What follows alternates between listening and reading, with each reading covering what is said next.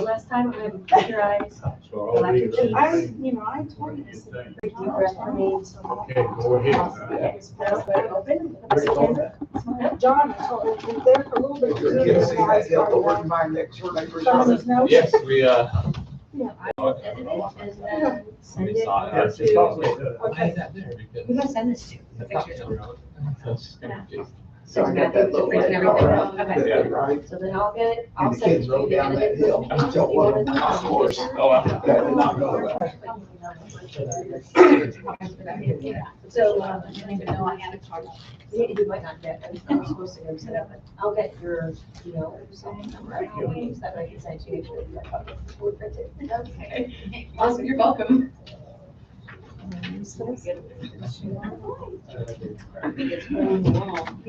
know. This is how Yes, he's trying to be wild. It's working straight in the I wild. need your business card. Okay. I don't have any on. One of the key instructors at my college, his daughter's getting married next November. Oh, nice, I told her I got from it. nice, good. She said she would appreciate it. Perfect. Nice seeing you I'll get you one. Yeah. Okay. We're busy too, right? Yeah. Don't change us always.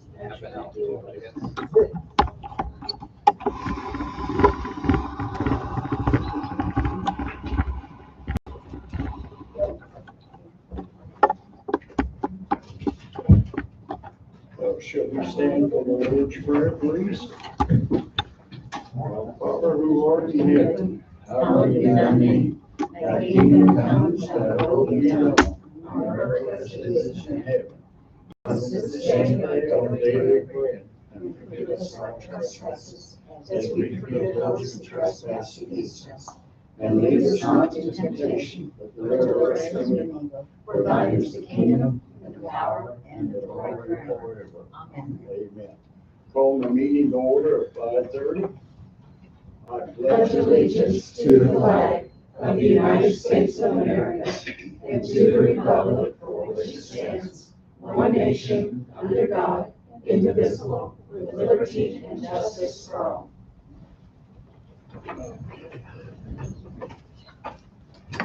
Mr. Chapman, would you call the roll, please? Gallagher. Here. Messemer. Here. Jacoby. Present. Scarborough. Here. Page. Here. Moss. Langner. Here. Olson. Here. Okay, is there a motion to approve the consent agenda? Before we do that, everybody should have an updated copy of the first page of the minutes in front of you. The only change, it originally said there was no court report. There was in fact a court report, written report provided, so that's the only change.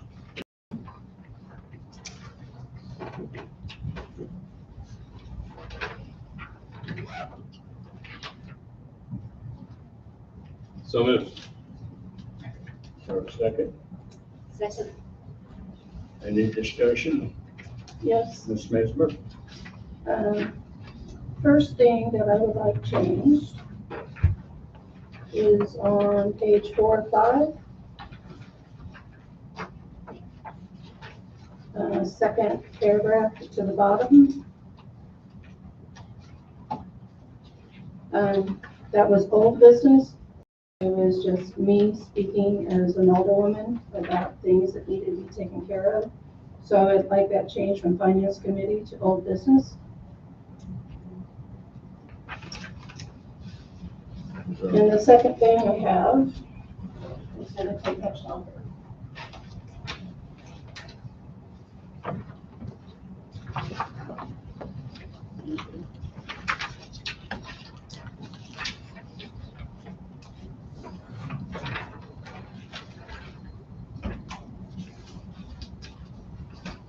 You have. Yes. So on page 3,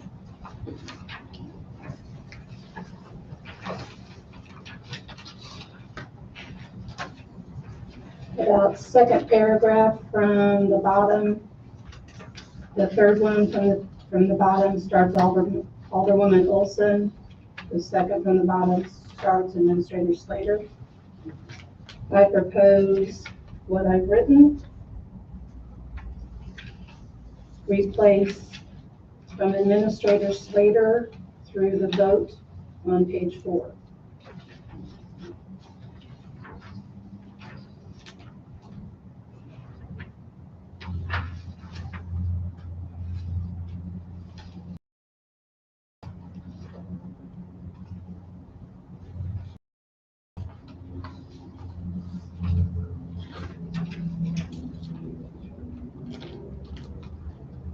Remind me which page again, that you're wanting to replace it?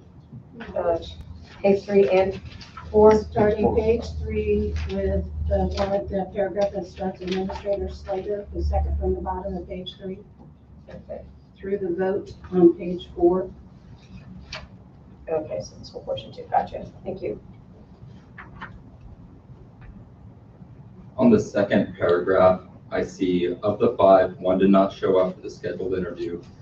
1 was interviewed, personnel committee reviewed the resume, saw that there was no municipal experience and recommended not to hire. So that's just for clarification's sake. The personnel committee recommended not to hire. I believe that's what the sentence states, yes. Okay. The way that it's worded is a little confusing, so I want to make sure that my comments are on the record.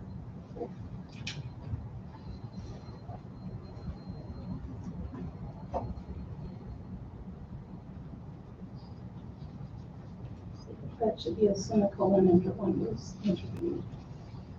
And personnel committee reviewed the resume. No, that is, although that one, never mind.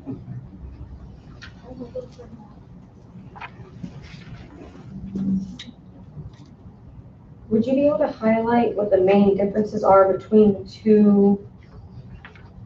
I can't at this time. If I had done that while I was typing this. Because Or what we can do is table the October 7th meeting minutes and go forward. I would think so, because this is a lot for me to read back and forth to just see what the changes are. So if that would be the motion of the original first and second to table the October 7th meeting minutes. Yeah, I can change that. Say what? Ms. Carter, are you on the table? That's fine.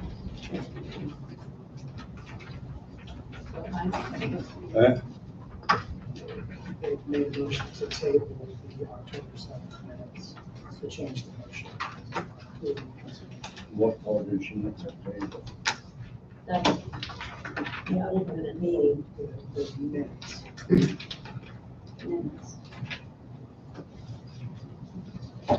So the motion that's tabled. To table. The meeting minutes portion only, to go ahead and approve the expenditures that are before us. Call the roll then. So are we voting on the approval of consent agenda without the minutes Yes. first? Yes. Okay, so that's what we're voting on first is the approval of the consent agenda without the minutes. Gallagher, I'm sorry, can I have additional discussion time? Is that okay with you? I'm requesting additional time to discuss. Is that okay? I'm just looking for your permission before, because you called for the vote. I'm just gonna go ahead. Vote on the table. Yeah. He wants to Sorry. discuss it further. I'm just gonna go ahead. The expense approval report, I just wanted to make a note of that there is a line item for 1021 for membership for 2024-25 for Georgia Fox for Government Finance Officers Association. And I wasn't sure if that was in line with that particular position or role. That's my only comment. Thank you. Where is it? Which page? It's on page 1. It's the fourth item down.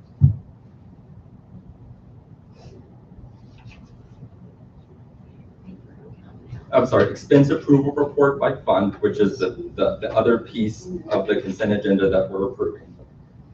There's an expense on 1021 vendor name Government Finance Officers Association with a description item membership for 2024-25 for Georgia Fox of the amount of $75.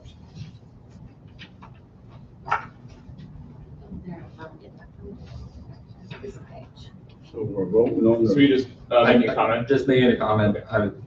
So that is a I good wasn't sure. comment, so why, or does that have something to do with HR? I don't know what that, Mayor, Mr. Mayor. Councilman Gallagher, Mrs. Fox was hired to do HR and administrative, so I'm gonna ask Mr. Chapman if he authorized that membership because she does report to you. I did authorize it. She had interest in attending a conference that had a couple of HR. I don't know that the need to attend a conference required the membership in that group. But I don't know what her duties are going to be at HR, so. Okay.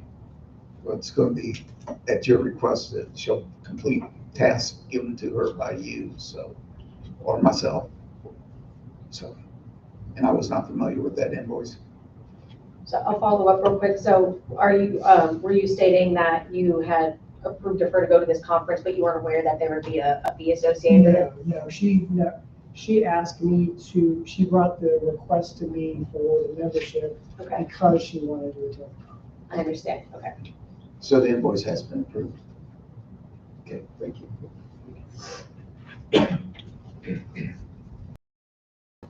I'm done with my question. I'm sorry. Thank you. so are we voting on the table or the consent agenda? The agenda. Consent agenda without the. Any other discussion? Mr. Bill? Chapman, call the roll, please. Gallagher, Yes. Messina, yes, Jacoby, Yes. Scarborough, Yes. Page, Yes. Wagner, yes. Olson. Yes. Okay, Mr. And then should we make sort of making a second motion to table approval of the minutes for October 7th? Ms. Olson, I believe the first and second Yeah, is that's what I was asking if that's what, Yeah. I was just amended their included. motion. okay, so is it included in the first motion, the tabling then, or is it? Okay. To approve it without the minutes. Okay. So, I just want to be clear that we are going to readdress the minutes at the next meeting. So that's why I wasn't sure if we needed a separate vote for tabling, because this was just the approval of not including the minutes. But, yeah.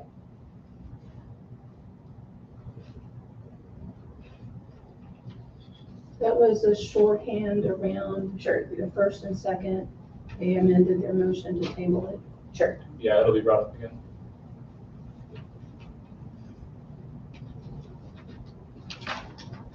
So we'll have to vote on that now. Okay. Okay. Mr. Chapman, is there any? Somebody say something? No, I'm just saying. No. No. Mr. Chapman, is there any visitors wish to address the board? No, sir. Okay. My comment is, I like to thank the police chief and especially the fire chief, Knudsen, on the open house we had this last weekend. You all did an outstanding job. I think everybody was I'm very happy and very appreciative.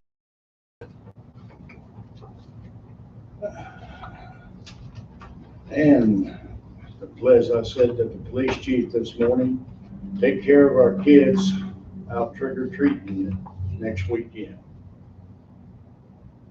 Then I had concern about our budget of our lawyers' fees went completely sight. So I have asked Mr. Slater to contact his lawyers and find out why they're so high.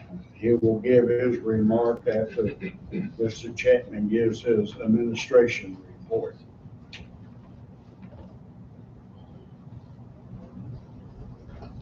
Okay, Mr. Chapman, you got anything on administration? Mr. Mayor, Alderman comments?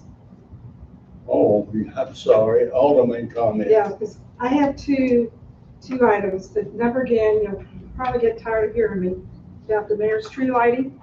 They're coming December 6th, and so we've got all these plans going, and children's choir's coming, and so forth, and hot chocolate and cookies and everything else.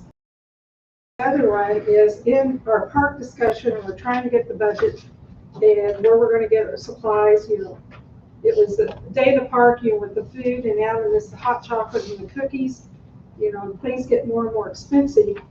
And I would like to find out, or is there any way that the Sam's card can be reinstated, you know, the tax write-off, and that like the Public Works or somebody, the department head, could be able to use Sam's, because we felt like it has the largest quantity for the money, and they're good, you know, so that would help on saving costs on there, and it's in one place to go get our supplies at Sam's. And I understand that we do not have one, so I'd like to ask about that it could be reinstated, that we get a Sam's card. So I don't know who it goes to or how this is handled. I don't know the history on those cards. Maybe the department heads can add something. I think it's reinstated. I have one. Yeah. pretty Oh, sure. really? We have a code. I had one, but didn't they shut it down? I don't have a replace. Why was it shut down? I don't have one. No, just it's because of the annual membership fee or something. So was this just in the past, it's just the city carries a membership with Sam's, and then is it just the card to get into the store, or is it a Sam's credit card? It's not a credit card, it's a tax exempt. Tax Oh, exempt. okay, So when you run it, it says tax exempt or not. You can choose one or the other. okay. And so like Public Works, can go get one and they can issue you one then? Tax card? We can, you're issued a certain number of cards within your membership, and then anything over and above that, there's a cost for the card. So that's, It's like I said, it would help in keeping costs down if we could go to Sam's if they have it. So who currently has Sam's? I have a card, chief has a card, but the card is not necessarily associated with the individual, it's associated with the city. So whoever from Harks wanted to make a purchase, if we don't want to get an additional card, could use one of the existing cards. But not the tax. And it would be tax exempt if they have the city.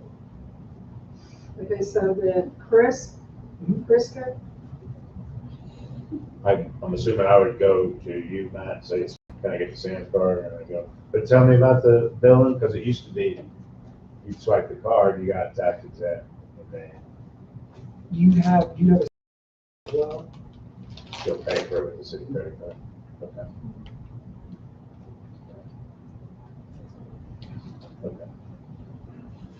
So do you have a Sam's city credit card? And you just have a city credit card? I did before they shut it all down. Okay, so the city clerk and the police chief are the only two? Just the membership Just the card? membership card. yeah, sure. So then how do you actually pay for things? Like, I have a city visa, Okay, like a 1,200 limit, so, yeah.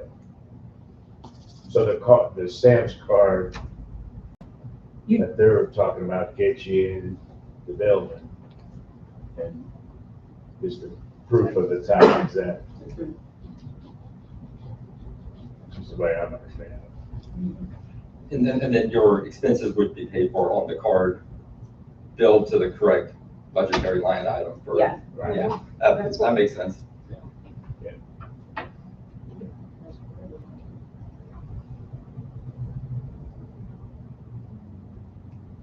So it sounds like your issue is taken care of. You Yeah. can get what you need.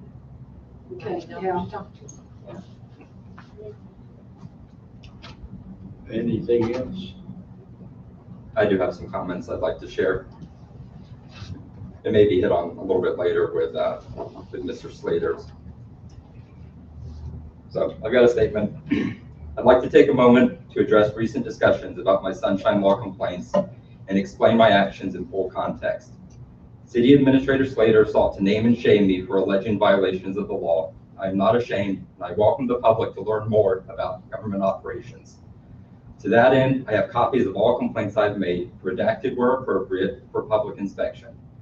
It was made readily apparent to me that the Personnel Committee is separate from the full board, and that my membership of the board is not enough to be allowed access to information and discussions of the Personnel Committee.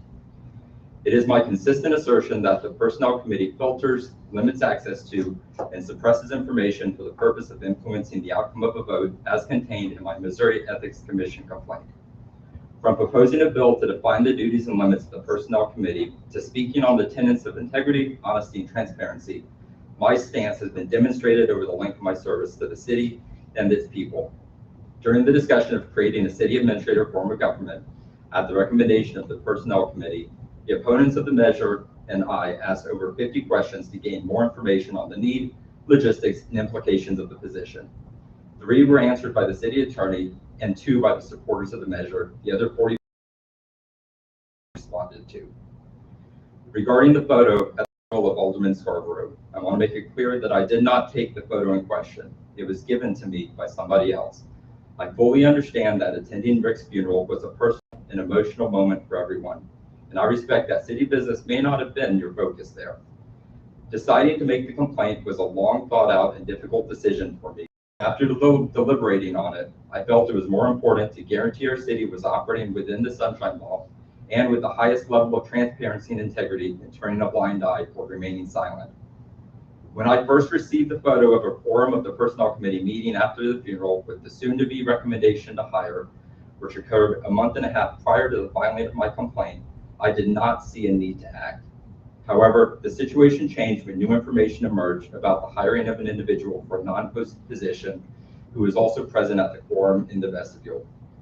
This hiring raised serious ethical and legal concerns, making it necessary to examine the broader context, including the meeting with that individual at Alderman Scarborough's funeral. What may have seemed like a chance encounter now appeared to raise valid questions about transparency. This is not the first Sunshine Law issue I've addressed. An earlier complaint I filed was resolved, and in that case, the Missouri Attorney General's office questioned the appropriateness of closing a particular Personnel Committee meeting. The Attorney General's office recommended resolving the matter by reminding the city of its legal obligations and offering free Sunshine Law education for city officials and staff. This education would come at no cost to the city or taxpayers. Despite this offer, the committee and the city chose not to request the training. Rather, David recommended bringing Tom Capps in to educate the board on how the minutes proceed or whatever at further expense. These complaints are not about creating conflict, but about ensuring our government functions properly and transparency. My intent is not to burden the city, but to safeguard the integrity of its operations. By addressing these issues now, we can avoid greater legal exposure in the future and build public trust in our government. My goal is to uphold the public's right to know and ensure that the city complies with Missouri's Sunshine Law. It is disappointing that the opportunity to receive free training, something that could have prevented these issues, was not taken advantage of. I understand the concerns about the legal expenses involved, and I share those concerns. However, those costs could have been $0 if the Personnel Committee had taken more proactive steps and comply with the law from the start. Compliance should not come at such a cost. Further, these costs should also be reframed. Costs associated with responding to Attorney General inquisitions are incurred by the committee committing the violations, not by the individual who recognizes the violation and throws the flag. Alderwoman Jacoby even questioned the city attorney about charging the allegers with legal fees, having the effect of suppressing future good faith allegations of unlawful behavior. Saving taxpayer money should start with compliance with the law, not with suppressing. In closing, I want to reiterate that I acted only when necessary and with the public's best interest in mind. It is my duty as an elected official to ask hard questions when they arise and to ensure that the public has access to information about how their government operates. I invite this board to consider taking advantage of the free Sunshine Law education still available through the Attorney General's office and adopt more transparent practices. By doing so, we can restore trust and prevent similar situations from occurring in the future. I will share all future complaints and all resolutions to my Sunshine Law violation complaints, even where the Attorney General issues a finding of likely no violation or where they take no action. And I have those complaints available if anybody would like to read them from the public. Well, I'll put it this way. Your comments and the Attorney General and the Sunshine people have cost our lawyers fees $14,000 so far this year over what they should have been. Man, that's a lot. For you following Sunshine requests and accusing the board of violating them. It's cost the city $14,000, which we could use for a lot of other things. I agree. In my personal opinion, Mr. Gallagher, I think that's irresponsible of you as a board member. I appreciate your opinion, sir.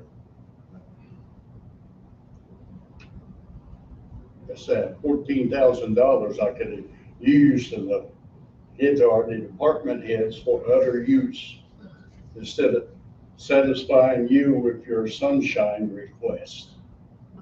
Now you keep on doing it, my bill's going to get higher.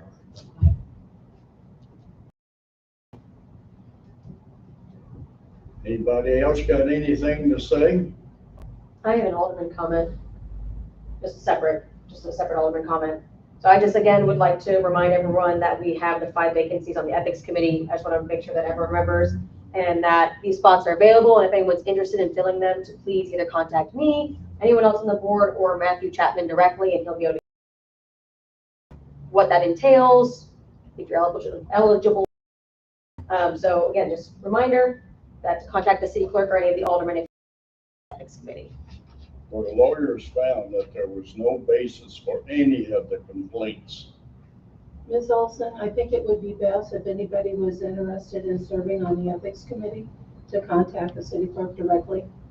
Sure, but if they had questions of their alderperson from their ward, I would think it's appropriate to contact their individual alderperson with any questions about them serving on that. Just so people get the same information. Yeah. I personally would like to be open to my constituents for them to ask any questions of me. Sure. Well, I'll put it this way, if you're doing it for a vendetta against the board or against me, you ought to consider what you're doing to your constituents and charging them a lot more tax money. For joining the Ethics Committee? You know, there's people on here who don't like me. Okay. That's fine. I'm not here for a popularity contest. I'm not sure how it's relevant to Okay. the But Ethics Committee. if this is for a vendetta against me or anybody else, you're hurting the city.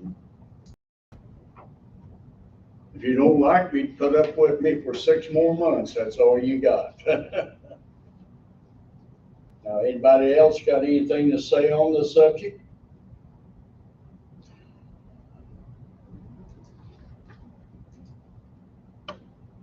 Okay, Mr. Chapman, you got any administration report? I provide a written report and I need to get direction from the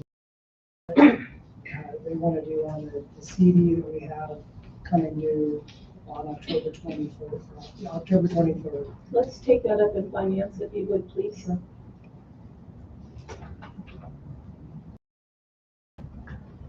Anything else? Okay. Director Cronk, Public Works, you got anything to state? I provided you all with a written report on some status regarding the stormwater repair. Last Friday, we met, this was after the report was submitted. Myself, city engineer, Dave Dave Massey from Evergy, and the contractor. We met on site. The purpose of that meeting was to get with Evergy and say, we need you to move these lines. We need it done like yesterday. He explained that in order for them to do the engineering and sign contracts and get a subcontractor out to move those lines would take a minimum of 6 weeks. We said that's not acceptable. We're ready to go. Concrete boxes are ready. The manufacturer of the boxes want them off their lot. You know, they're huge, they take up space. Contractor's ready to roll. So plan B is that Evergy's gonna show up when Jake starts, and they're gonna shut those lines down instead of moving. So so Jake or none of his crew gets killed working around. The option to wait and move the lines, or plan B, for Evergy to be on site when the contractor does the demo. This is only for the demo. Both of those procedures would require to take down the power to about 20 houses. It'd be the fourplex south of on the south part of the property for Pleasant Valley Oaks, and it would be 15 to 20 houses on Jazz from Kale to the north city limits. Evergy's gonna hang door hangers. We don't know if power will be down for 4 hours, 6 hours, 10 hours, but it's a necessary process to get the job done. People probably aren't gonna be happy, but like I said, there's no way to do the project without having an outage. Like I said, it'll only be while he's demoing out the pipes that are currently in there. Project will start Monday, November 4th. Kale Road will be closed that morning, and Jake has said project would be 6 weeks. But the people living there, they got access to get out the other ways. Pleasant Valley Oaks has 2 ways that come out of their property onto Chaz. The barricades for no through traffic. I mean, there's going to be a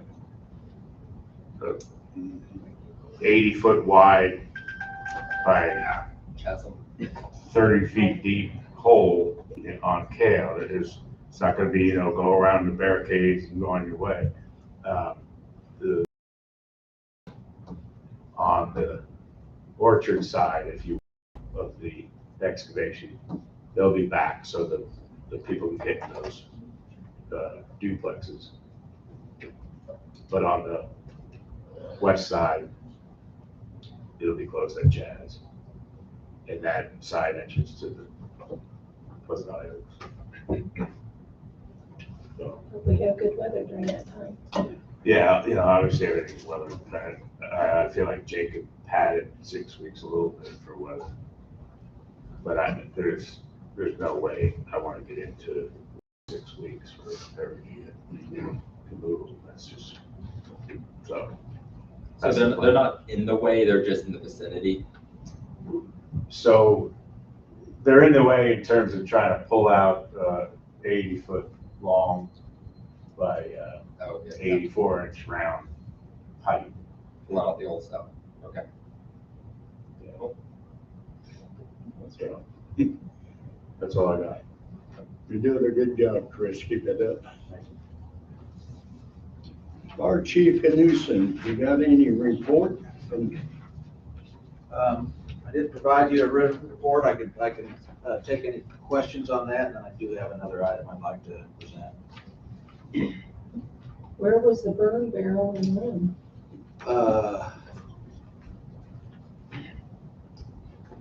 I didn't actually bother writing the address down because it was just put out by a garden hose. It was essentially a non-event, but it was the only fire call we had, so I included it. With it being so dry, yeah.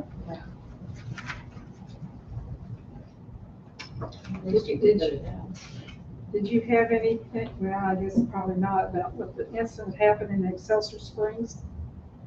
About, man was killed in his garage, that it's opening a huge barrel of something, and sparks, and it exploded and killed him and burned another person in there, destroyed property around there. And I thought, oh my, An automotive.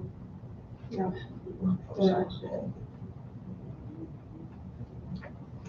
Okay, on my next topic, I would like to get your permission and approval to seek out an ARPA ambulance service grant. What we're seeking is a grant for three tough books that we use, those we use on calls, basically laps that are a little more rigid, and a stair chair, a new stair chair. We only have one stair chair. The one we have now, the stair chair is used, obviously when we get people downstairs. Larger people, we don't have footrests that we tend to drag their feet. We make it work. We're not going to get rid of it, but it would be nice to have two of those. And that's it. The cost of the stair chair, and the total cost is $15,031 for those items. It's a 10% matching grant, so we would be on the hook for $1,503. And then there's a bit of a caveat to that, because we can use matching funds, and we purchased an AED last year. The caveat is it's through a MIRMA grant, so we were able to offset some of that cost for it. So I'm not sure if we can use that as credit towards the in-kind match. So, which was at $700. So roughly, I would say I would ask for approval for that full 10% match of $1,503, but that could be cut in half. Discuss that, but also Alderman Lady Messer, she got our finances, so she work the details out for her. I think it is fine to pass this motion for you to go ahead and apply for the grant, ambulance grant for the tough folks. Is that what you said? And a stair chair totaling $15,031 with a 10% match from the city. And hopefully you can use the AED that was purchased through the MIRMA grant to offset. That is it. Second. Any more discussion? Mr. Chapman, call the roll. Gallagher, Yes. Messerly, Yes. Jacoby, Yes. Scarborough, Yes.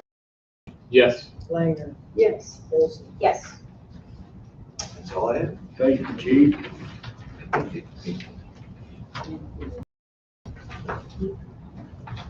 Good evening. My general report, the only other thing I have is the LLEBG grant came out on the 14th. It is a reimbursement grant, but it is paid 100% reimbursement. So it won't cost the city anything. Looking to apply for a in-car radio and repeater, which would cost about $9,000. So we would pay that up front and then be reimbursed 100% for it. So like I said, it won't cost the city anything, but I just need your blessing to go ahead to apply for it. I make a motion that grants Chief McGinley permission to apply for the fiscal year 2024 LLEBG grant for an in-car radio and repeater costing $9,000. It's 100% reimbursed after we purchase the items. Second. And that was that, do you have Any discussion? Mr. Chapman, call the roll, please. Gallagher, Yes. Messerman, Yes. Jacoby, Yes. Scarborough, Yes. Page, Yes. Langner, Yes. Olson. Yes. That's all I have. I think we have some switching around from vehicles, from police to fire and fire to sale that you need to talk about. Chief Knudsen came and got one of ours that we, I guess, halfway decommissioned. So then we completely decommissioned his white car. They ordered the equipment for the other new car last Friday. And he couldn't give me a good idea of when it was gonna come in. It could be 30 days, it could be 6 weeks, or 12 weeks, sorry. So he doesn't know. So probably next week or the week after, I will take my car up there, the old white one, get it decommissioned, so if it comes in quickly, it's ready to go, and then that one will be for sale. And then I'll take our oldest car, which is 702, up there to get halfway decommissioned, and that'll become my car. 702 is who? Is which? Just the car down there, one of the old silver ones. Okay. So the one that's transferred to the fire department was, what was its number? What is it? I think we need to make a motion. 2017, I think they're both 2017 Explorer. I think we need to make a motion to transfer that 2017 Explorer from PD to fire department. Okay. And then for you to decommission whatever it was you had, and to sell it on Purple Wave or something. Whatever. You had at one time mentioned another department was wanting one of our vehicles. Yeah, they actually interested in both. So I need to reach out to him to see if they're still wanting them or not. If not, my suggestion would be Purple Wave. They come out, take pictures, do it all. We just have to give them access to the car. Okay, I make a motion to transfer ownership of the 2017 Explorer from the police department to the fire department. Second. Any discussion? Mr. Chapman, call the roll. Gallagher, Yes. Messerman, Yes. Jacoby, Yes. Scarborough, Yes. Page, Yes. Langner, Yes. Olson. Yes. And then we will wait for the rest of it to, where the others go. I don't have time to. Any other questions? Okay, I got a little out of order. Mr. Slater, do you wish to? I did. I'm sorry. Mr. Mayor, sorry for giving you confusing information, but that $14,000 is the lawsuits, legal bills throughout the year. The sunshine and requests since last September, and records requests have been just short of $5,000. And they, of course, will grow. Also, Mr. Capps at our HR meeting, at the Personnel Committee meeting, suggested that we have him come and talk. We did not accept it. We did not move it, have a motion or anything. I've got even a recommendation to the board today. Talk to Myrna and Patrick Bono, our rep, would love to come and talk to the board about any potential dangers we have or any concerns we should have concerning the ongoings of the council meeting. Okay, and then, oops, sorry. I gave you a couple questions last week that we need to go to if you don't mind.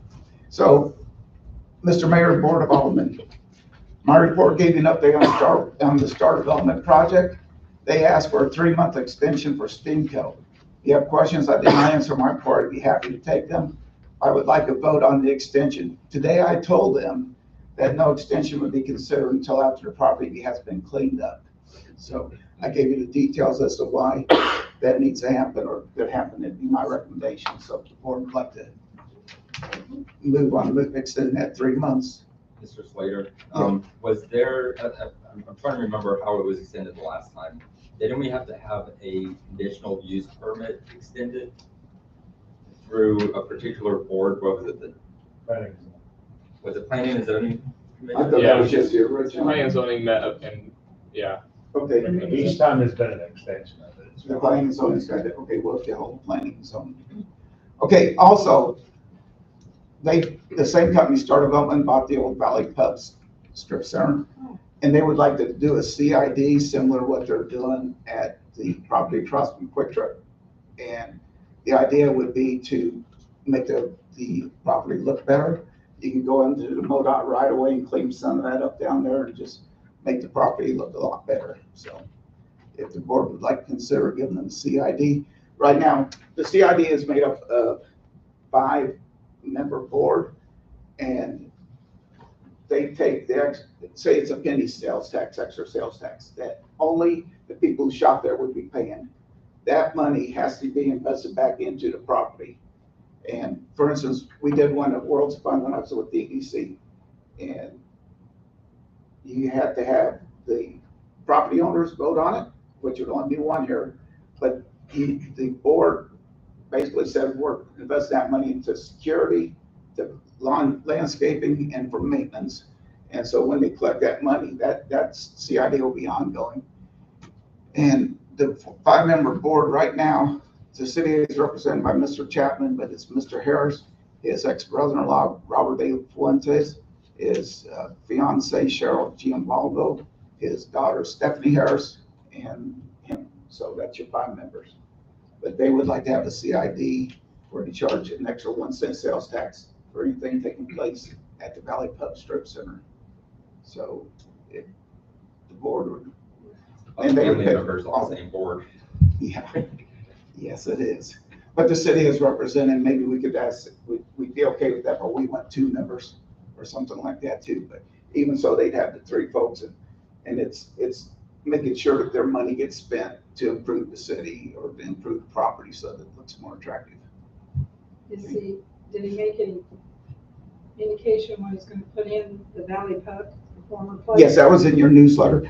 Valley Pub, there's a guy named Bob Foster, and Director Cronk has more information than I do on this, but he is going to create a bar in there. And then the haircut place, whatever you call it, and the bookkeeping place will become a liquor store. And I gave you Sherez Kildry, I'm just known by Sean, is the one who will own or rent that out and run his liquor store from there.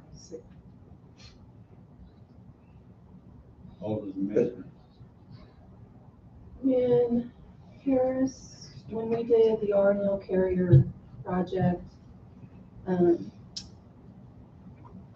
TIF and CID back then, Yes. I think that went through planning and zoning. So my question is, does this need to go through planning and zoning too? To recommend a CID, or is that a standalone? Let's look into it. We'll get back to you. I don't think anything related to CID or the other went through planning and zoning. Well, or the TIF commission created, and that is part of also a CID oversight. So I'm not sure. Something might have went through the TIF commission. I think somebody else needs to review it and make a recommendation to us. We'll get with their city attorney, find that out. Okay? All right. Next, Alderman Scarborough. I would like to apologize to you, not because of the picture taken at your husband's funeral were used as evidence in our latest sunshine request, but I was the one that thought Alderman Gallagher would be a good addition to this board. Mr. Chapman's October 7th report to the board includes sunshine requests for the cost to our council. Requesting for the cost of the city to house dogs, the status of public works jobs, and a listing of pay grades for steps for city employees. Let me assure you that simple requests to staff will get you all these answers, less the legal fees. As these were allegedly filed anonymously, I have to ask any of you if any of your constituents have expressed a concern to you about these issues, because I want to know where they're coming from. I told staff that I want we have the right to collect fees on these. I want to collect any fees on these before we do any research, so I will know who's out there asking for this stuff. And the reason why, we'll get to that in just a little bit, okay? as you know, okay, hold on. We have spent, and I gave you the spreadsheet, $4,965.50 in legal fees alone on sunshine and record requests since last September. That expense continues to grow. If these requests turn out to be as frivolous as the previous ones, the board has options on getting that money back, those taxpayer dollars back. I would like the board to consider those if these continue. 2 weeks ago, I asked this board to allow me to limit access to restricted areas to the employees in those departments, and let's give them my permission. The Personnel Committee suggested that department heads be excluded. I'm good with that. The board asked me to give reasons why I wanted this done. One, I could not talk about this 2 weeks ago because Georgia Fox had not been officially hired. While doing the background checks, I discovered that a letter had been sent to the Board of Election Commissioners concerning Mrs. Fox, who is now their former employee. It would be hard to have included information if the letter was not generated internally. Fortunately, I asked all of our department heads about the letter, and they all denied having knowledge about its origination. It is public information that we have concerning personnel that are pending. I have no desire to have 1 cent of city money in the form of that settlement. I fully intend to find out who was behind these letters during that testimony. A few weeks ago, an employee asked for help, posted help on that on Facebook for a human resources risk management opportunity. Again, I was curious as to where that information included was acquired. I thought it was unprofessional, asked the supervisor to have it taken down. The employee told the supervisor he would. He did not. The following Monday, I was asked to acknowledge the receipt of a letter from the employee explaining that it was her First Amendment right to post that. No disagreement. But immediately after dropping off the letter, that employee went to the Callaghan home where Public Works Director Chris Cronk was working on the water leak near their home. The board hired me to clean up some Mickey Mouse stuff happening in our city. That's happening, along with other corrections and efficiencies. All in one mess where I don't know if we're ready to give that yet, but we've got a serious bookkeeping error that we need to go over and work through. In my opinion, this request, for those and other reasons, is necessary to save our city both money and embarrassment. I also asked Chief McGinley to talk to the city about the city's police cars when he started over 16 years ago. They were an embarrassment. As I recall, our wages were too. The lawsuits were so numerous that our insurance company is ready to drop us.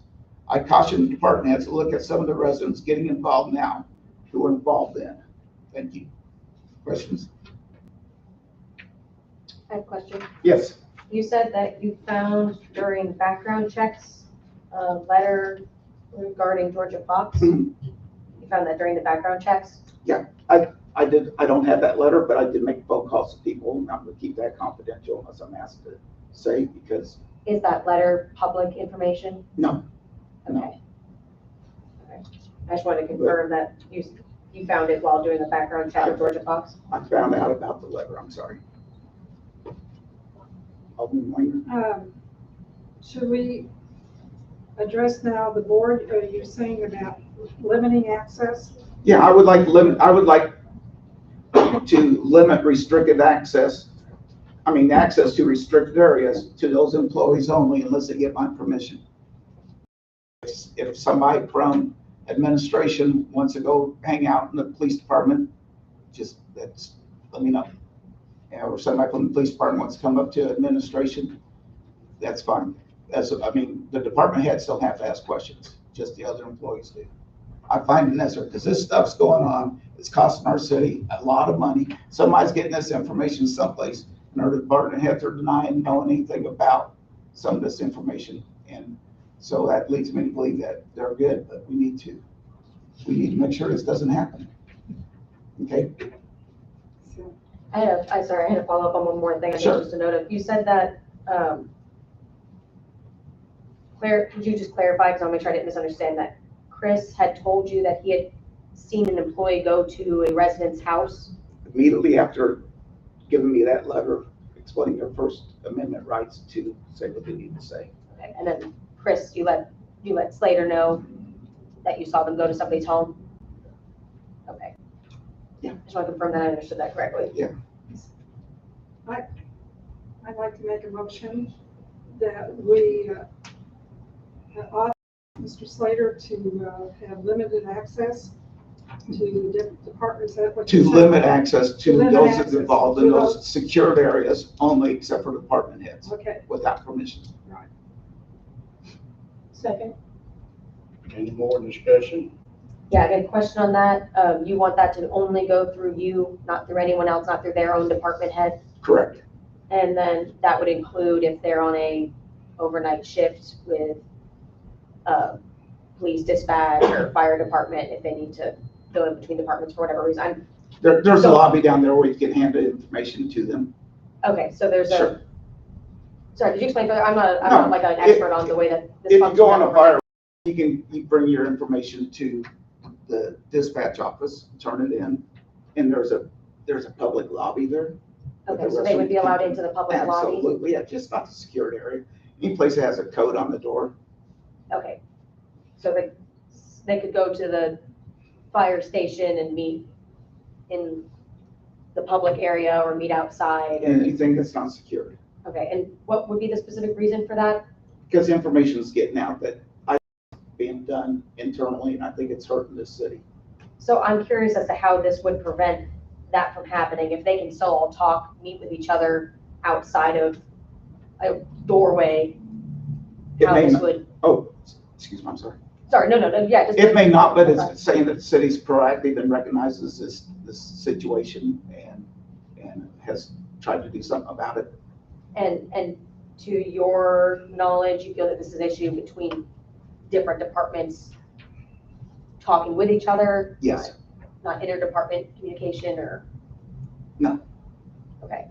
And then would you have, I don't know if there's anything that would need to be in closed session, so just tell me if there would be, but are there specific incidents that you know about that the board should be aware of before we make a vote on something like this? I gave you two.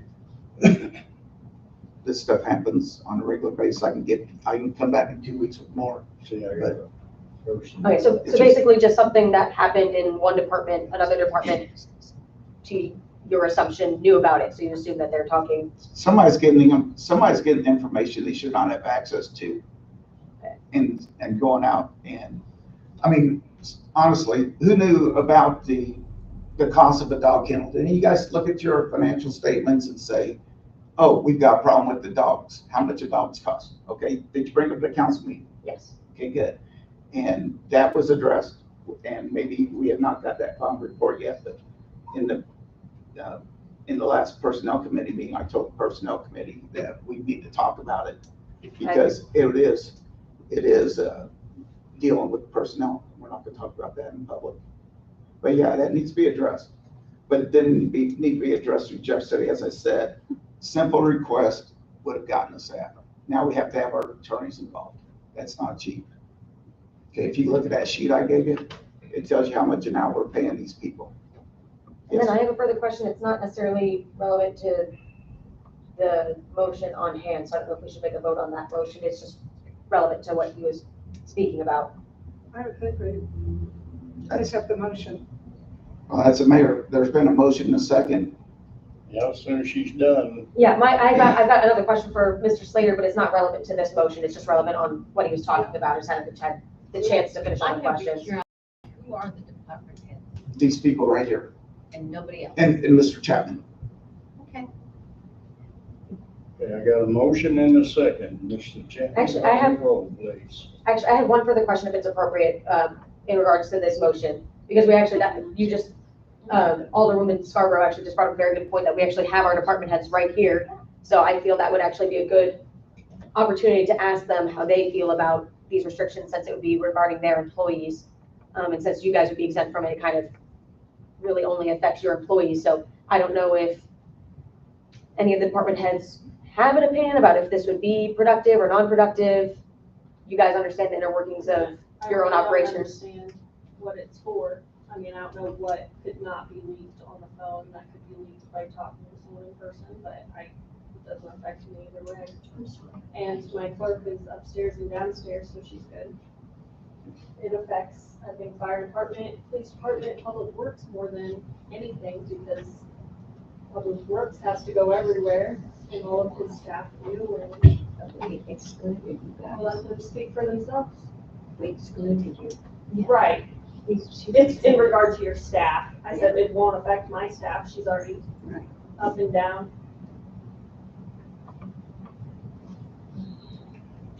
As far as I'm concerned, it's not gonna affect things, all that much.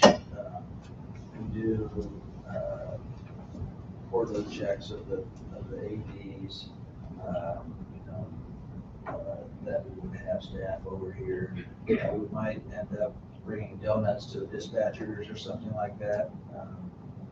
We can give them to them in the lobby. Less complimentary. You know, it is what it is. If that's the way, if that's what we want to do, it's certainly not gonna change a whole lot for us. Chris, do you have any opinion one way or the other?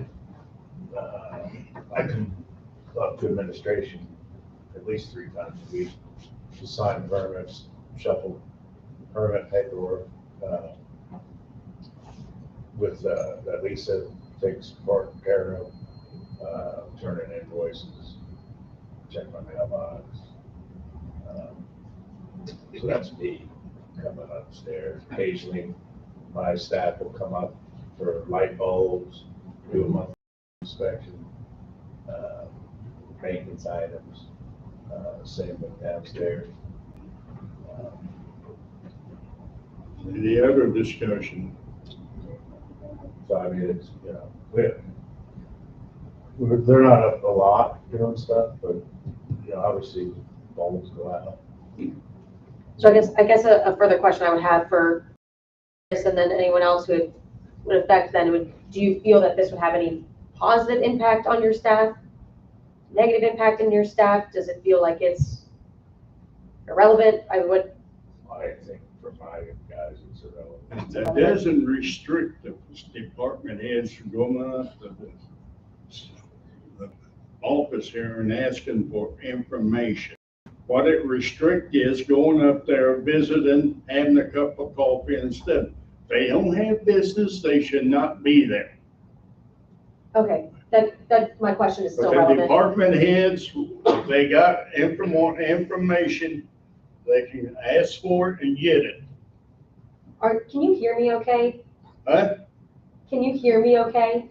I can hear you at times, yeah. Okay, I'm just curious because I've made a couple of statements now where it seems that maybe you haven't been able to understand or hear what I was asking. So I don't know if I should speak up if you haven't been able to hear me clearly, but I was just asking the department heads how this will affect their staff. I'm aware that it does not apply to the department heads, but that's the discussion that we're having is about their staff. Staff, no, the department heads only. Well, Yeah, it's just gonna the way help I with the understand segregating that we're it's doing. not going to stop staff, they just have to clear it through you, Correct. that they have official business. To me, it would protect that the employees, too, about the building. As you said, information getting out, but maybe not, and stopping some of the stuff about visiting a long time, just visiting and that. I know there's other ways to do it, but I think we need to have kind of a formal thing about it that so that they're in the building or they're going to go to the police department to just visit, that it's kind of a concern there. I think it would be protecting everybody all around, and it's not going to restrict an employee, they just have to let you know. I'm more concerned that those are secured areas for a reason. Yeah. Okay? Even I don't come up here and visit. I come up here for business and business only. That's why I got Mr. Slater here to take care of the day-to-day operations. Because I have no business being up here overseeing what these department heads do and what Mr. Chapman does. That's what this motion's about. I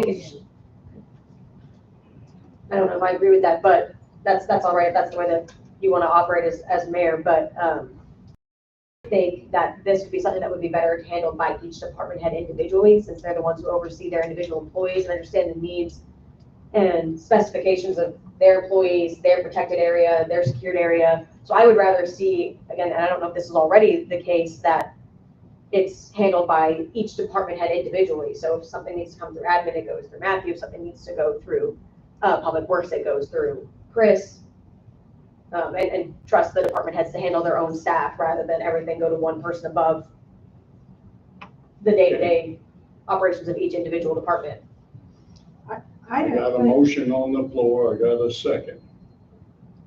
Listen, I still don't think it's going to fit all the way. It's just tightening up the people, you know, the business and that they're not going to be denied, it's just run through you about what they're doing here.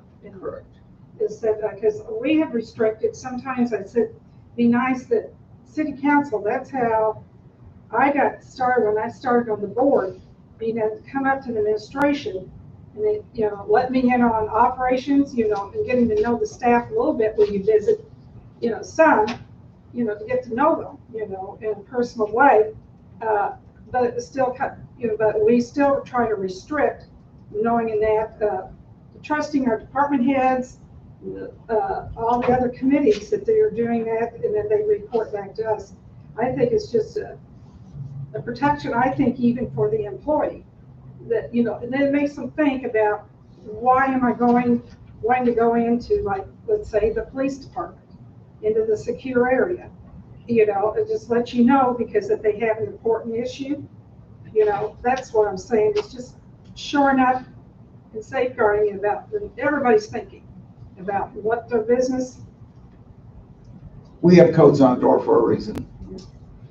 So my intent would be to vote no on this, and then if it motion does not pass, I would start a motion that it would be left in the hands of the department heads individually. So that would be my follow-up We'll motion. Make that after we have a Yes. vote on this motion. Okay, Mr. Chapman, call the roll. Gallagher, No. Messerman, Yes. Jacoby, Yes. Scarborough, Yes. Page, No. Langer, Yes. Olson. No, Thank you. Thank you. Anything else? You said you had another question? no, I don't remember. Okay. It is the problem. Well. If I think of it, I'll bring it back up. Sure. Okay, all the Lady Jacoby, excuse me. You got anything? No, you had the, personnel? Mr. Mayor, you have the court administrator. Matthew, point him to 10F. I remember my question. Oh, I'm sorry. I'm sorry. Miss Sorry, I don't have, Cornell, you got anything to report? I do not have a comment. Okay, thank you. I apologize. I don't know why I had you marked off, but I did. Okay. Yes, I do have something. I can ask I have an approval of promotion for Ian Blessing from volunteer part-time firefighter EMT, pay grade 100, step 1 at $15.28 per hour, effective 10/27/24. Second? With a question. What is the beginning of the pay grade, the pay period? 10:13. It's 10/13? 10:13 and 10:27. Okay. Yes, second. Any other discussion? Mr. Chapman, call the roll. Gallagher, Yes. Messerman, Yes. Jacoby, Yes. Scarborough, Yes. Page, Yes. Langer, Yes. Olson. Yes. For the police department, I have an approval of a yearly step increase for part-time detective Jody Grooms from pay grade 135, step 25.53 per hour to step 4 at 26.04 per hour, effective 10/13/24. Second. Any discussion? Mr. Chapman, call the roll. Gallagher. Yes. Messerman, Yes. Jacoby, Yes. Scarborough, Yes. Page, Yes. Langer, Yes. Olson. Yes. For the court, I have a discussion approval of step increase for court administrator, pay grade 135 at step 4, 26.04 per hour, to step 5 at 26.56 per hour, effective 10/13/24. Second. Any discussion? Yes. I'm happy I went to the personnel meeting, because I know at the personnel meeting, she was recommended, let me know if this is accurate from the personnel committee, recommended a two-step increase. Yes. That's correct. So I wanted to ask the personnel committee, why she was recommended for a two-step increase. I'll answer that right here and now. When Okay. I first took office, I said there'll be no 2 or 3 steps. Everybody will get 1 step. All these other department heads have had 1 step. That's all I will authorize. Okay. So I wanted to ask the personnel committee, why it was recommended for a two-step. Was that, from the judge? I would say we would need to go into closed session to discuss this further.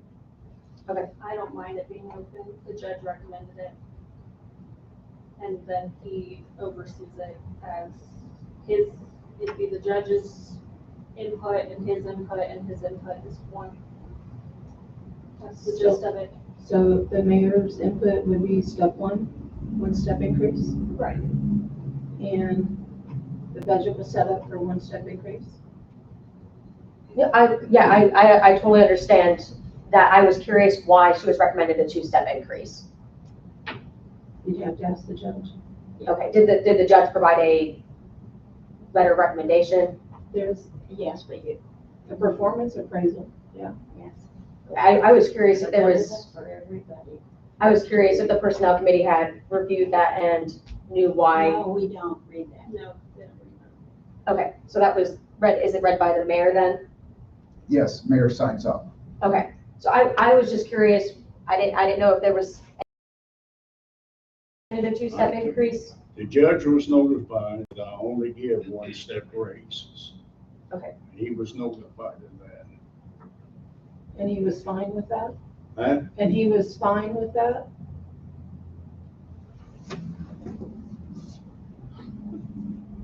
I don't know where to go to close session or not, but the 1 step review was not in place last year for this employee. But I did talk to, after the personnel committee's recommendation, the mayor told me that 1 step, I did talk to Administrator Everhart, and I also talked to the judge about it. And the judge would prefer the 2, and I'm sure Administrator Everhart would prefer the 2, but both said they'd be okay with 1.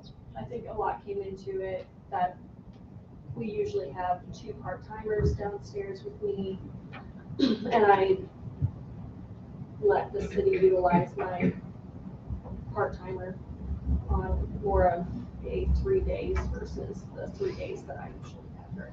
So that's where it somewhat came from, another discussion that director Slater and I had with each other, and then the judge.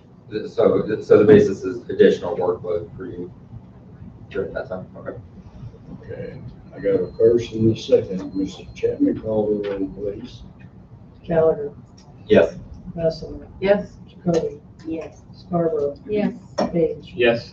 Langner, Yes. Olson.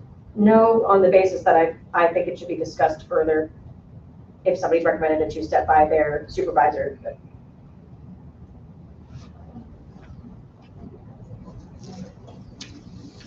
Okay. Anything else? Yes, I do. I have an approval of yearly step increase for Assistant Public Works Director Corey Betts from pay grade 140, step 1 at 26.26 per hour to step 2 at 26.78 per hour, effective 10/27/24. Second. Any discussion? Mr. Chapman, call the roll. Gallagher, Yes. Messemer, Yes. Jacoby, Yes. Scarborough, Yes. Page, Yes. Langner, Yes. Olson. Yes. Anything else? That's all I have. Okay.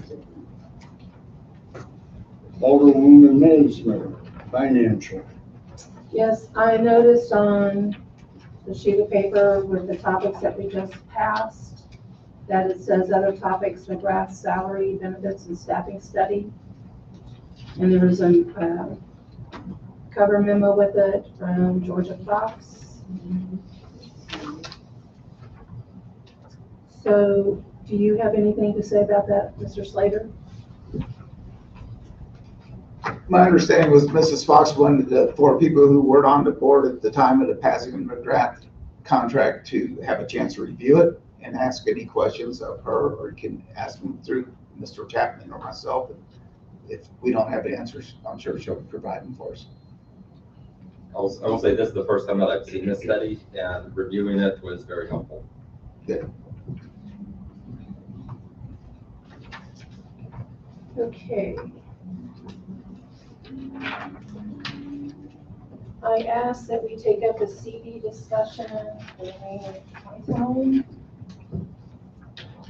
So I did a little math.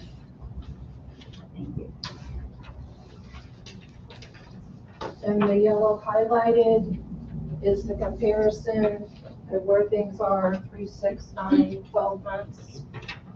And this is assuming that the CD interest is a monthly, is accrued monthly. I don't know that it is for sure. Matthew, do you know? I think it accrues monthly, I don't know, I'm not certain how it's paid out. And with the Fed talking about reducing interest rates, so 1/4% or 0.5%, maybe it would be best to go with a 12-month at 4%. That's what I'm throwing out. Okay, Alderman Mesmer, which one do you recommend? Well, I'm recommending the 12-month at 4%. That looks with what the Fed is thinking about doing. So I'll second that, You'll second that? because I think that's the best one to do. So anybody, Yeah, having 3 months means we're talking about it very soon. It increases overhead on admin, who has to continually renew and do this money thing even though 4.35 is a much higher number than the others.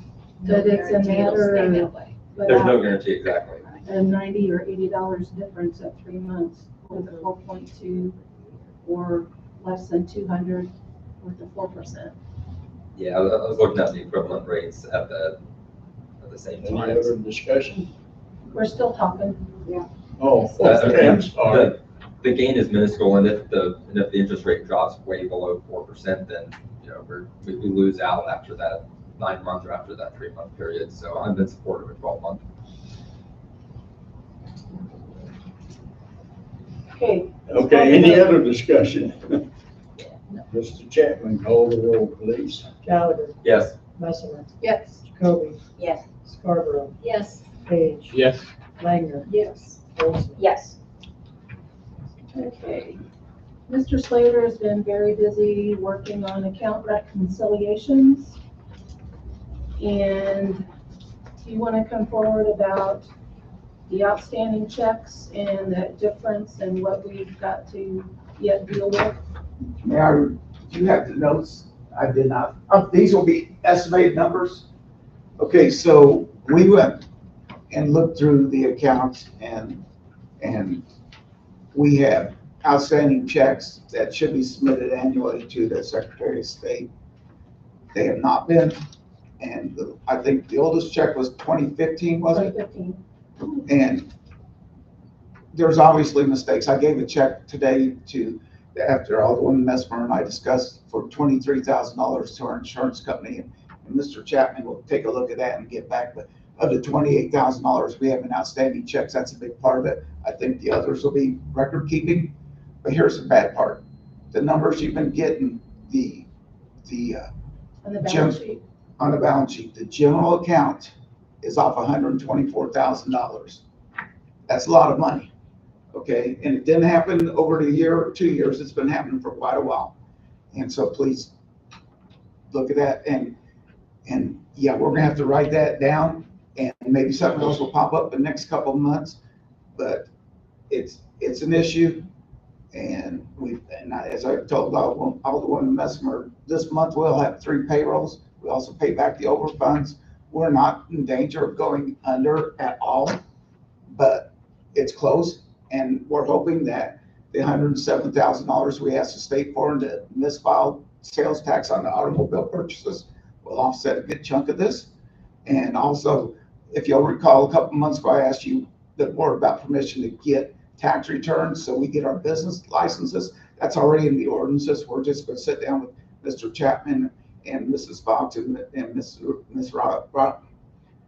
Rife to come up with a plan on how we're gonna go about getting business licenses. But, you know, you talked about an ethics commission. We have people in this town who file state taxes, who don't have a local business permit. We're gonna track those. We're gonna have a spreadsheet, and we think we'll have a substantial increase in the business license money, and we'll give you a list of who these people are, and maybe you can help us collect it too. But for instance, we did not have a business license on Norm's Auto Repair, which is a physical plant. And my idea is to get a spreadsheet of all of our physical buildings and make sure that we have those checked off. Compare that list to what we get from the state, and we will ask for that from the state every year from now on, as far as who paid taxes in the state of Missouri, and make sure that those people who have been paying state taxes have a license in our city, because it's just not fair if somebody's got a business and they're not paying a tax. That's hurting people who are. You have something. Well, did you look into all the businesses at Shoal Creek Community Church? Did they file? Okay, so my understanding is this, that's an incubator where they have one business license for the entirety. So maybe the board can talk about that, but what that is, Shoal Creek, the church, decided to make some money during the week by leasing out office space, and they probably have 8 businesses down there or something like that. But they're individual businesses, or people just trying to step out of their house and create a business. Do I think they need a business license? Probably so, because they are businesses, they are located within the city. But right now, it was set up that the company that leases out those spaces for the church is the one that has a business operation license. Correct me if I'm wrong, Mr. Chapman. Yeah. Could you repeat the first number of how far the general account is off by? I was trying to write it down on the screen. 124,000 plus. Thank you. And that's not budget, that's like actual numbers. That's it. That's just numbers that aren't there. When you take the statement, you take your outstanding items and you take your journal ledger, subtract the outstanding items, you should be able to come up with your statement balance. You have to take $124,000 to get to that statement balance. Plus the additional, what's down $28,000 in checks, but Mr. Chapman's been checking that $23,000, which I think appears to both Alderman Mesmer and me to be a bookkeeping mistake that we will catch from now on. I'm not gonna ever reconcile these accounts again, but staff will, and I will teach them how to do it, and I will oversee it, and that way it continues after I'm done, because it's to get to where we were took 2 months easily. And again, I was a bank chief financial officer, and that's my wheelhouse. I didn't work on 8 hours a day by any means, but it was an issue. It's solved. You have a number. The board's got to decide what they want to do with it. We can take all out general fund, and maybe we have to get a legal opinion on this too. But I suggest Alderwoman Mesmer that maybe we divide into the 4 funds. Everybody takes 25%, and we got sewer, we have roads, we have capital improvements, and we have the general fund. That all feed into this one bank statement. Yes, one account. And maybe we take 25% out of each of those instead of taking off from the general fund. That's be a board decision, and we'll get you some legal advice. I'll tell you what I can do for free is I can reach out to our city treasurer, Rob Jones, and see what he says. And again, I'm pretty disappointed in Rob Jones too, because he's paid to reconcile these things every month, and they're not. They will be. And again, it didn't just happen. Please don't blame Mr. Chapman. It's happened before his time, but it also happened during his time. He helped me get that thing fixed. I'm very happy for that. So, yeah. Can we get like a detailed report on current state, like where our accounts are? You talk about consolidating and simplifying. How spread out are we right now? But Mr. Chapman, we have about a dozen DDAs, that we pull, and they're for different things.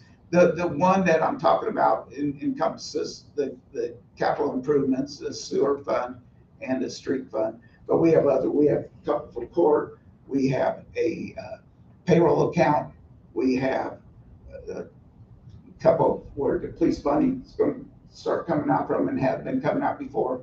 And I'd be glad to show you, I show a lot of them Mesmer all the financials, and I'd be glad to share those with the board too. But So when we signed signature cards, there were 10 accounts plus a court account that other people other than I signed. So there's at least 11 plus CDs. Mhm. So some of those, because they're restricted, Have to be separate. yeah. Right. Can I ask a question? How did the auditors not find this? David? We're gonna find out. We're gonna find out. When the auditors come in, I've got, Yeah. Mr. Chapman, I have a folder about that thick. Well, it's not folder, it's just all the work papers put into the folder he has the recons in, and they're gonna explain to me how that got missed. Because I'm sorry, I mean, it's you gotta have good money to make your budget. And if you look at your financial statements, everything on there, that's pretty accurate right now. There's a couple of things that Mr. Chapman and I talked about that we need to adjust, but you got a really good thing to keep your budget from. At the department head meeting day, we talked about in the next 2 weeks, I want to work with each of them to come up with a budget that we will present, hopefully the second meeting in November to you. That's been signed off by the finance chair and the department heads. And honestly, there's something I'd like to talk to the board about, because I don't think it's dire at all. I think the fact that we're getting this money coming in, we're gonna get the sales tax thing right, and that's not gonna be $100,000 every year, but it's probably be $25,000, which is a pretty good bump for our employees. We can do that, okay? And getting that Foster's going over there, and that liquor store is gonna bring in a whole lot more revenue than an empty Valley pub and a tax company. And if we can get that old Mustang Sally's thing rolling, and we had a gentleman that Mr. Chapman talked to that I'm taking out Thursday morning that is thinking about putting his office in here, and we're gonna get some things done.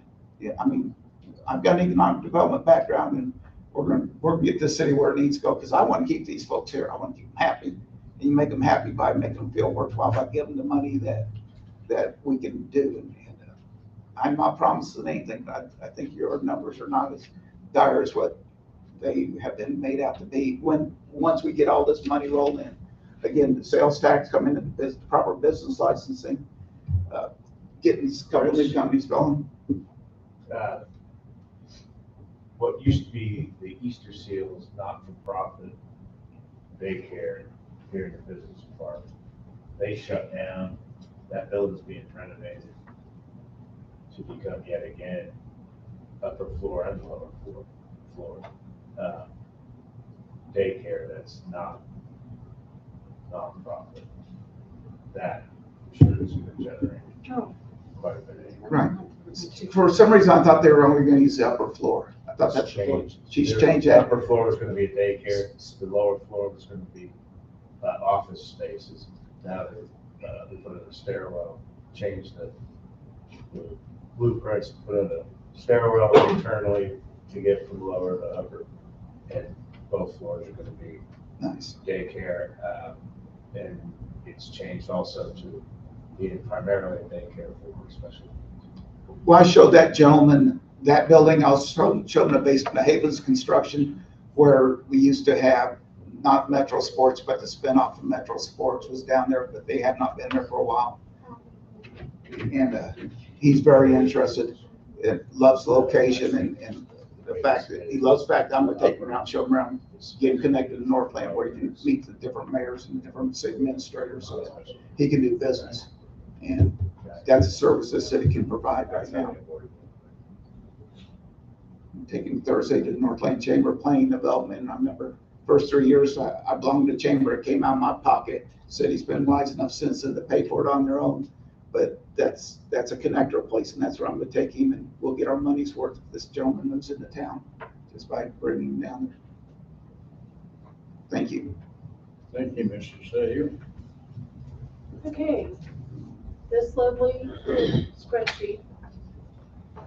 Look at your budget report ending September 30th. We're 3/4 of the way through the year, so there should be about 25% remaining. And as far as income goes, we're doing pretty doggone good. We're better. We have less than 25% remaining, so that means we're collecting more funds. But I did notice that court fines, I don't know when the deposit was made, court fines, costs, CVC, all the stuff pertaining to court, nothing hit the revenue for September. Yeah, he deposited That's- it in that's a- October, because I that's did a- it October 1st. Okay. All right. So when it comes through to December 31st, will deposits all be done before end of fiscal year? I'll do the month end, December 30th, yes, depending on what day it falls in. All the It women, would be, I would do it, yes, December 30th, a Monday, and then he would be able to deposit it that Monday. and they would be, because they are earned in 2024, we would make the adjusting entries back to 2024, even if the deposit goes in first of the year. Okay. Okay? So on page 2, when you look at the total of administration department, it's expended a little bit more. It's at 20% instead of 25%. Collector is fine. We typically budget there, and hopefully not everything is expensed out of there. Fire is about 13% instead of 25%, and that may have to do with vehicle repair or something. Not sure why that's over. EMS on page 4 is at 28%, so that's good. Police is at 28%, that's good. Communications on page 5, 32%, very good. Municipal court, 34%, very good. Prosecutor, 29%, good. Public Works at 44%, good. So then, where you see Department 630 Parks, and then you see a bunch of lines and numbers that says expense total, revenue total, and surplus. The surplus is at the 140,485. So that is for general fund, the difference between the revenues and expenses this time of year. And we are typically lean this time of year because we get most of our revenue from personal property and real estate tax that'll roll in December and January. Because it's paid at the county and then the county sends the money over to us. Okay, on streets, if you go to page 7, you see Department 920, reserves for capital purchases, blah, blah. But you'll see an expense total, revenue, and a surplus or deficit of 22,080. So that's good. Sewer, you'll see where it stands on the next page, page 8. There's a lot of lines, and you see that surplus of 81,848. That's good. And I didn't go through the rest of it. So even though we have to figure out what happened with this 124,000 and change and this 28,000 and change of outstanding checks, we should be in good shape. If we can keep controlling our expenses and get the revenues that we hope we get.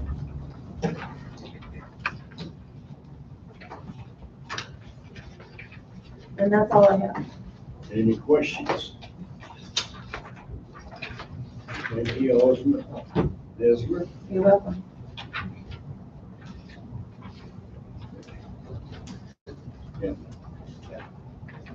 I'm ready. Mr. Mayor, would you like me to read Council Bill 3564? Please do. An ordinance amending an agreement between the City of Pleasant Valley, Missouri and Stephen M. Orr, MD LLC for services relating to emergency medical service delivery to increase the monthly salary from $300 to $400 effective 1/1/2025. Mr. Mayor, would you like me to ask for a motion and a second to pass Council Bill 3564 on the first and place it on the second? Yes. So moved. Second. Any discussion? Yes. Alderman Nesbert. Section 3 says this ordinance shall be effective immediately upon its passage. That is not what we want. We want it effective 1/1/25. Shall be effective, change immediately upon its passage to 1/1/2025. Yes.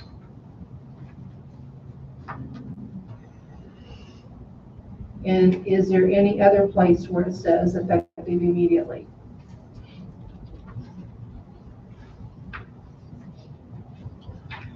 We'll say inside of Exhibit A, Section 3, it says pay consultant the sum of $400 per month for services rendered to the city as here provided effective 1/1/2025. So like within the signature or within the actual agreement, it looks good.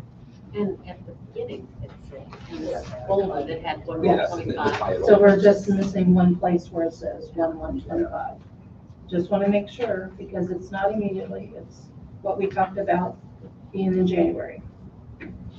If The we new do- budget. Yeah, but our existing agreement with Dr. Orr, does it extend to December 31st of 2024? I believe that has been, Or is it just effective month over month I until think it ended? there was an ordinance that it was effective this date until we changed it, so Okay. now we're changing it. Okay. As effective, yeah. So I got a motion for an amendment. Is that how you would, Okay. well, I'm asking Mr. Chapman.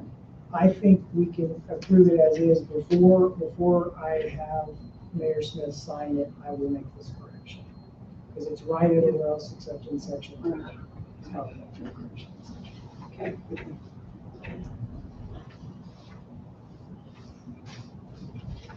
Any other discussion? Mr. Chapman, call the roll, please. Before we do that, Brenda, will you? I think Pat was the second. That was the second. Will you- Okay. Yes, I did. Gallagher, Yes. Messmer, Yes. Jacoby, Yes. Scarborough, Yes. Page, Yes. Langer, Yes. Olson. Yes. Mr. Mayor, would you like me to read Council Bill 3564? Yes, please do. An ordinance amending an agreement between the City of Pleasant Valley, Missouri and Stephen M. Orr, MD LLC for services relating to emergency medical service delivery to increase the monthly salary from $300 to $400 effective 1/1/2025. Mr. Mayor, would you like me to ask for a motion and a second to pass Council Bill 3564 as ordinance 3563? Yes, please do. So moved. Second. Any discussion? Mr. Chapman, call the roll. Gallagher, Yes. Messina, Yes. Jacoby, Yes. Scarborough, Yes. Page, Yes. Langer, Yes. Olson. Yes. Old business needs to be added to the agenda. And my old business is, Mr. Cronk was gonna bring forward a couple, or work with Mr. Chapman on kennel issues. So Corey and I are putting that together to address the no drop-off fee, Yes. and the other stuff. We're not done with it. And the second one that you were working on is the limb removal by residents after contractors remove limbs from power lines, telephone lines, et cetera. So the city that I was essentially going to get that information from that. Put an ordinance like that in place. I don't remember what it was. The other day I was Do you looking, remember the city? that's the problem. That would be the easy part. I scrolled through, it was in Kansas. I scrolled through Shawnee, Overland Park, I don't know how many of them, and couldn't find it, but it came up when I punched into Google, something to the effect of who is responsible for removing limbs cut by the utility company. Something with that wording is what I then saw that it brought up. I just have to find it again. We should try doing on the Oliver question, because we have a good stack of ordinances that are just ready to go. It's there. No, I'll definitely do that. Logger will charge us for that, so MML might be an appropriate way to go. Depends on how- Director Crockett, I can check with MML. I did look through Liberty and Gladstone and found nothing. So we will look, but yeah, if you look on that sheet, you'll understand why we go through Tom Capps instead of Joe Lauber. I love Joe Lauber. I knew him when he's first starting out. And he does know his stuff, but he paid for it. If you look on that sheet and see exactly what I'm talking about. And if there's no further business, I move we adjourn. Is there a second? Mr. Chapman, call the roll, please. Gallagher, Yes. Messina, Yes. Cody. Yes. Scarborough, Yes. Page, Yes. Langen. Yes. Olson. Yes.